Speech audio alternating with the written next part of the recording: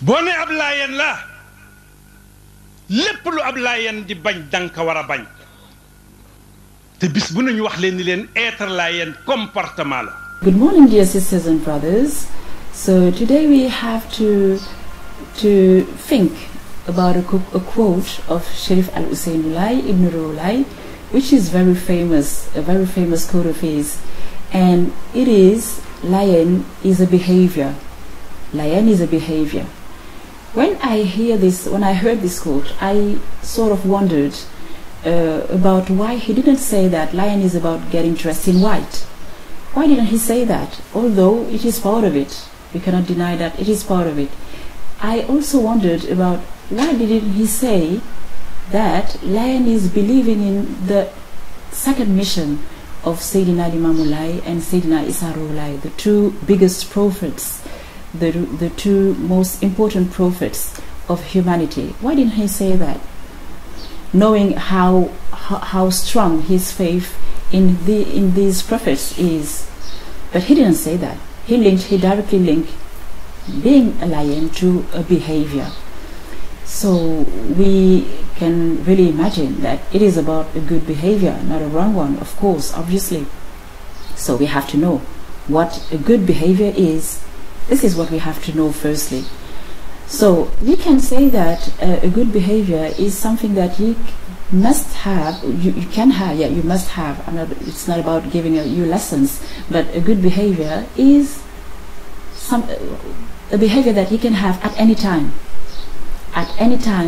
and at any place, without fearing from anyone without fearing harm from anyone, without fearing anyone, really being really calm and understood, feeling comfortable.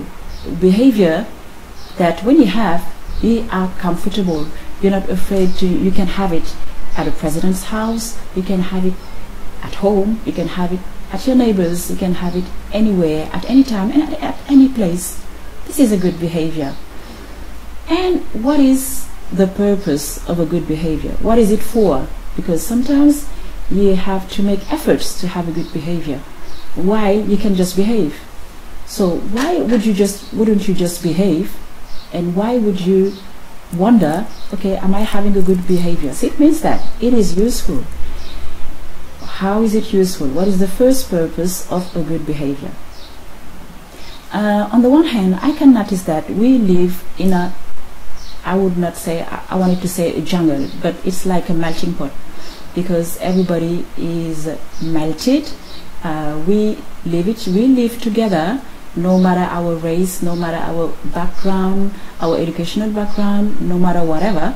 We all live together, and you cannot swear that at this place, at a precise place, you will find only white people, for instance, or only black people, for instance, or only Senegalese, or only people with a high level of education. You cannot swear that for any place in the world. So we are really melted, we are really mixed up. So this is kind of comfortable, but it is kind of discomfort if you have to choose. Once you have to choose your partner for marriage, or once you have to choose your employee, or once you have to choose your partner, it is a problem. How can you choose? How can you know that I'd better choose this one and not this one? So it will be about having a good behavior. If you have a good behavior, you'll be chosen. If you want to be a wife, okay, you'll be chosen as a wife. If you want to be a husband, you will be. If you want to be an employee, if you want to have a job, if every Layene behaves well, I mean, every employer will look for a Layene, will propose his job or his application for, he would hire a Layene rather than another Muslim, or rather than somebody else. So it makes you more likely to be chosen. It makes you reliable. People will rely on you because you have a good behavior, not because you are a Layene, so said, but you are reliable. And so it makes you be privileged. Yeah, be privileged for everything which is good for you. This this is the first purpose, the first use. Yeah, I can see the first advantage I can see in being in having a good behavior. And on the other hand, I can say that you will be appreciated by people, because people tend obviously to appreciate more somebody who behaves well than over somebody who doesn't behave well. So you'll be loved by people, and everybody knows that being loved is more advantageous than being hated. Alright, so what I can notice from this quote, apart from the use that it has, is that being a Layene is reachable to anyone, no matter where you live, no matter how you get dressed. Even if you don't have a white cloth in your dressing, okay, in your wardrobe, you can say that you can be a Layene because you have a good behavior. You don't need to meet Khalifatul Muslimin Dudu Makhtar to be a Layene. That you just have to believe in the second mission of Layene Saidi and to have a good behavior. So it is reachable. And it's not also because your parents are Layene, or your whole family, or your whole village, or your whole city, that you are automatically one. You have to long for it. You have to work on it.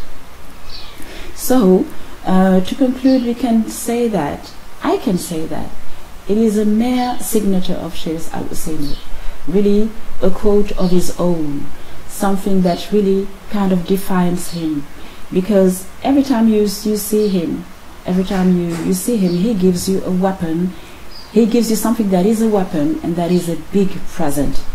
He'll give you something that is both a present and a weapon. And this quote is both a weapon and a present. It is a weapon because it makes us find our way through our problems, through the problems that we have, such as marriage for some people, such as finding a job for everybody, and other problems of life. So it makes you find your way through it, be successful, manage successfully with having what you need.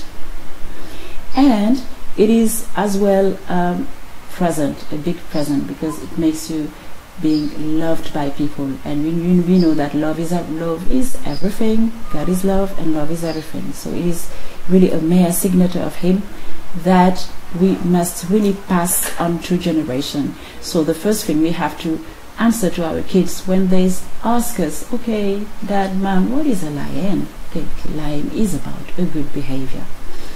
Thank you very much, brothers and sisters. I am looking forward to seeing you again. Bone ab Layene la lepp lu ab Layene di bañ danka wara bañ te bis bu ñu wax leen ni leen être Layene comportement la.